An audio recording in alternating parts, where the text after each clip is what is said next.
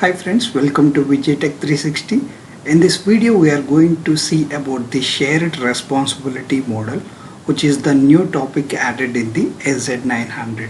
So if you see here, so it is important of understanding the shared responsibility model is essential for customer who are moving to cloud. So it is very important for us to understand what we are responsible and what CSPs are responsible. That may be a Azure, that may be a AWS, that may be a Google, it may be a, but we have some sort of responsibilities and they have their own responsibilities, and some are shared between both CSP and also the customer. So that is the main motto behind this shared responsibility model. So if you scroll down, you can see if you have your own data center, you are responsible for everything. So you can see it for here also.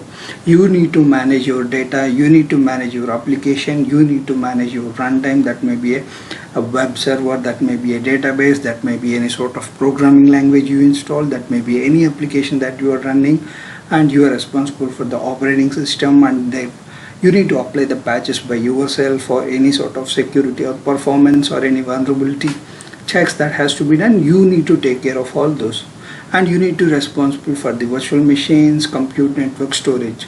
So basically what they do in on-premises is they will buy the physical server and they will implement the hypervisor software.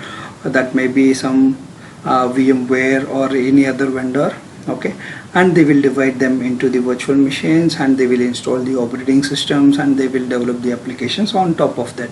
This is how the on-premises will go on.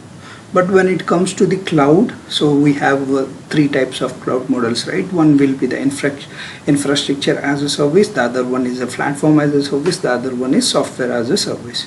So here what we are responsible and what CSPs are responsible, we will know that. So if you see the physical infrastructure, whether it is a storage or network or computing, everything is taken care by the cloud service provider.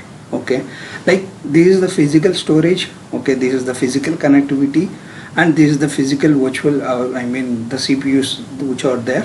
On top of that, they will provide you the virtual machine, so you need to install the operating system. That may be a Windows, Linux or Ubuntu or something, okay, and you need to install the operating system. Then you can install the web server or something, then you can run your application, and you need to manage the data and access everything.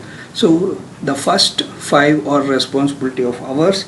The underlying physical infrastructure is the responsibility of the CSP in the infrastructure as a service. And when it comes to platform as a service, if you see the storage, networking, computing, virtual machine, operating system, runtime, everything will be taken care by the cloud service provider. So we are not responsible for that. So what we are responsible for is for the data access and applications. So you need not to worry about any sort of infrastructure here, only you need to worry about your application and your data.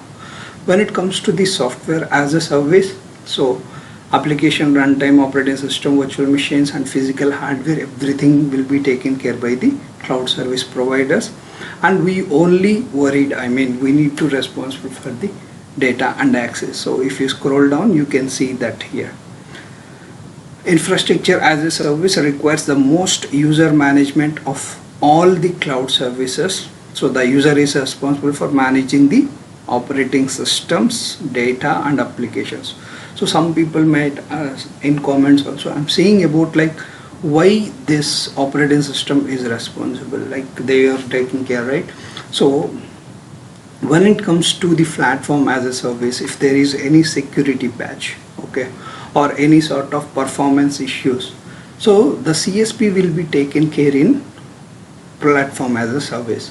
When it comes to infrastructure as a service, you need to apply patches, you need to apply security patches, or you need to check what makes my machine, virtual machine slowly, and all you need to concentrate on. So that is the difference between platform as a service and infrastructure as a service, and that's why the operating system is responsible by the customer in the infrastructure as a service, whereas in platform as a service it is responsibility of CSP. So you can see that Platform requires less user management. If you see, infrastructure as a service is the most management of the what we call customer or a user. Okay, platform as a service requires less user management, so you will involve very less. So the customer cloud provider manages the operating system, and the user is responsible for the applications and data they run and store. So you are responsible only for the application and data.